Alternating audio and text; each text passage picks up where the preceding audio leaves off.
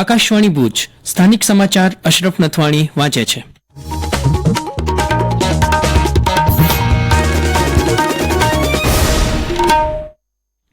નમસ્કાર. લોકસભા ચૂંટણીના પ્રથમ તબક્કા માટે વિવિધ રાજકીય પક્ષો દ્વારા તેમના ઉમેદવારોને જીતાડવા માટે પૂરજોશમાં પ્રચાર કાર્યમાં જોડાયા છે. વિવિધ રાજકીય પક્ષોના સ્ટાર પ્રચારકો દેશના વિવિધ ભાગોમાં અનેક રેલીઓ અને રોડ શો યોજીને ચૂંટણીના મેદાનમાં તેમના પ્રચારને વધુ તીવ્ર બનાવી રહ્યા છે. ગુજરાતમાં લોકસભા અને વિધાનસભા પેટા ચૂંટણી માટેનું જાહેરનામું બહાર પડાતા વિવિધ બેઠકો માટે ઉમેદવારી ફોર્મની વહેંચણી શરૂ થઈ છે. કચ્છ લોકસભા બેઠક માટે 7મી મેના યોજાનારા મતદાન માટેના જાહેરનામાની પ્રસિદ્ધિ સાથે જ ચૂંટણીની વહીવટી પ્રક્રિયાના મંડાણ થયા છે.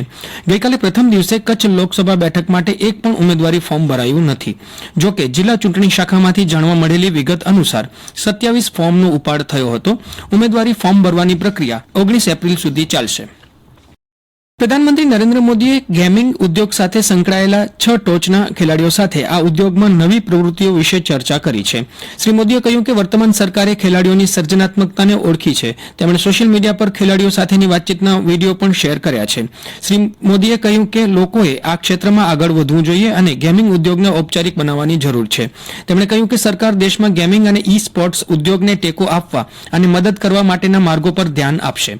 પ્રધાનમંત્રીએ ભારતીય પૌરાણિક કથાઓ અને જળવાયુ પરિવર્તન પર આધારિત રમતો શરૂ કરવાના સૂચન કર્યા હતા.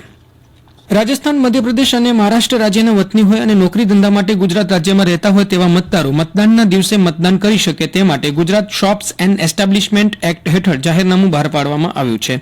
સ્થાનિક સંસ્થાઓ, તમામ પ્રકારની બેંકો, રાજ્ય તથા કેન્દ્ર સરકારની આવશ્યક સેવાઓ અંગેની કેટલીક કચેરીઓ, દુકાનો, વાણિજ્યિક સેવાઓ, વાણિજ્યિક સંસ્થાઓ, હોટલો, ઔદ્યોગિક એકમો, સરકારી હોસ્પિટલો, પોલીસ સ્ટેશનો, ફાયર બ્રિગેડ અને આવશ્યક સેવાઓ આપતી અન્ય સંસ્થાઓ અને કચેરીઓને ચૂંટણીના સંબંધિત દિવસે અઠવાડિક રજાની બદલીમાં વૈકલ્પિક વ્યવસ્થા કરીને આવા કર્મચારીઓ, શ્રમયોગીઓને મતદાન માટે ખાસ રજા આપવા જિલ્લા નોડલ અધિકારી, માઇગ્રેટરી ઇલેક્ટર્સ અને મદદનીશ શ્રમ આયુક્ત, ગાંધીધામ, કચ્છ દ્વારા જણાવાયું છે.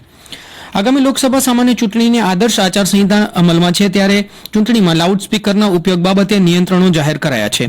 જિલ્લા મેજિસ્ટ્રેટ શ્રી અમિત અરોરાએ ગુજરાત પોલીસ અધિનિયમની કલમ 33(1) અંતર્ગત સમગ્ર કચ્છ જિલ્લામાં જાહેરમાં લાઉડસ્પીકર વગાડવા બાબતે કોઈપણ રાજકીય પક્ષો, ઉમેદવારો, રાજકીય કાર્યકરો, સમર્થકોએ નિયત મંચ સિવાય લાઉડસ્પીકરનો ઉપયોગ કરવો નહીં તેમ ફરમાવેલ છે. લાઉડસ્પીકરનો ઉપયોગ કરતા પહેલા સક્ષમ અધિકારીની મંજૂરી મેળવવાની રહેશે. રાત્રિના 10 વાગ્યાથી સવારના 6 વાગ્યા સુધી લાઉડસ્પીકરનો ઉપયોગ કરવાનો રહેશે નહીં તેમ પણ જાહેરનામામાં જણાવાયું છે. આ જાહેરનામાનો અમલ આગામી તારીખ 29/4 સુધી કરવાનો રહેશે. આ ઉપરાંત સભા સરઘસ વ્યવસ્થિત રીતે યોજાય અને કાયદો અને વ્યવસ્થા જળવાઈ રહે તથા જાહેર સુલેહ શાંતિ જાળવવાના હેતુસર જિલ્લા મેજિસ્ટ્રેટ શ્રી અમિત અરોરાએ ગુજરાત પોલીસ અધિનિયમ 1951ની કલમ 37ની પેટા કલમ 3 મુજબ આગામી તારીખ 29 એપ્રિલ સુધી સમગ્ર કચ્છ જિલ્લાના વિસ્તારમાં કોઈપણ મંડળી, સભા અને સરઘસ પરવાનગી સિવાય ભરવા માટે મનાઈ ફરમાવેલ છે. તેમજ રાત્રિના 10 વાગ્યાથી સવારના 6 વાગ્યા સુધી મંડળી, સભા અને સરઘસની પરવાનગી નહીં આપવા ફરમાવ્યું છે. આ હુકમ સ્થાનિક સત્તાવાળાઓ પાસેથી જરૂરી પરવાનગી મેળવી હોય તેવી વ્યક્તિઓ, સંસ્થાઓને ફરજ પર હોય તેવી ગૃહરક્ષક દળની વ્યક્તિઓને લગ્ન પ્રસંગના વરઘોડાને અને સ્મશાન યાત્રાને લાગુ પડશે નહીં તેમ પણ જણાવાયું છે. હવામાન. વરસાદની આગાહી વચ્ચે જિલ્લાના કેટલાક વિસ્તારોમાં કમોસમી વરસાદ પડ્યાના સમાચાર મળ્યા છે. પશ્ચિમ કચ્છમાં ભુજ તાલુકાના લોડાઈ, ખેંગારપર, મોખાણા, નાડાપાડ સહિતના વિસ્તારોમાં ગાજવીજ અને પવનની સાથે વરસાદી ઝાપટા પડ્યા હોવાનું જાણવા મળે છે.